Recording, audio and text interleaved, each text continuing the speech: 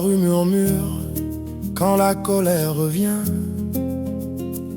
Il parle de dialogue comme d'un chemin, toujours au bord du feu, jamais avant l'injustice. Les mots deviennent des armes, la patience un sacrifice. Ils appellent ça la paix, ils appellent ça l'union, mais ils oublient volontairement l'origine de leur tension.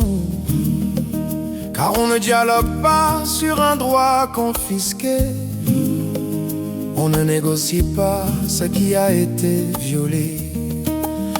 Accepter ce dialogue aujourd'hui, c'est dire oui à ce qui a été imposé. C'est fermer les yeux sur le changement de la 92, faisant le peuple contre la nation. Accepter ce dialogue aujourd'hui, c'est donner une légitimité déguisée. Un régime né de la force et de la manipulation, le régime illégal du RPT uni. Et ça, non, pas en notre nom.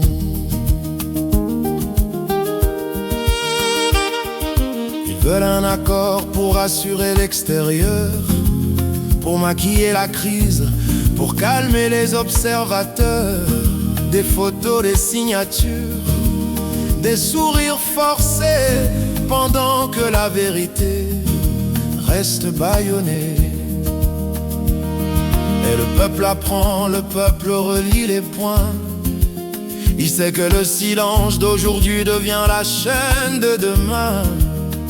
Dialoguer sans justice, sans retour au droit, c'est prolonger l'abus, c'est reculer encore une fois. Accepter ce dialogue aujourd'hui, c'est approuver un changement jamais accepté. C'est reconnaître comme normal ce qui est illégal. C'est transformer l'injustice en fait banal. Accepter ce dialogue aujourd'hui, c'est offrir au pouvoir ce qu'ils cherchent depuis la nuit. Une caution populaire, un pardon sans vérité pour le régime illégal du RPT uni. Mais le peuple refuse d'être complice, pas en notre nom, pas cette fois-ci. De vraiment le dialogue,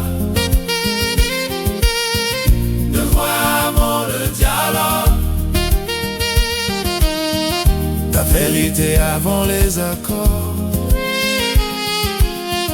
la vérité avant les accords. Le peuple avant le pouvoir, le peuple avant le pouvoir. Pas en notre nom le faux dialogue, pas en notre nom la constitution volée,